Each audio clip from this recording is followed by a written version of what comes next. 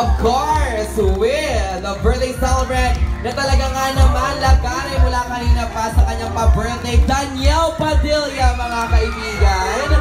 Of course, Catherine DJ, kayo po muna ay maupo bilang kayo ang aming hari to Reyna. Andito ang iyong mga kapatid at iyong father. Ayan.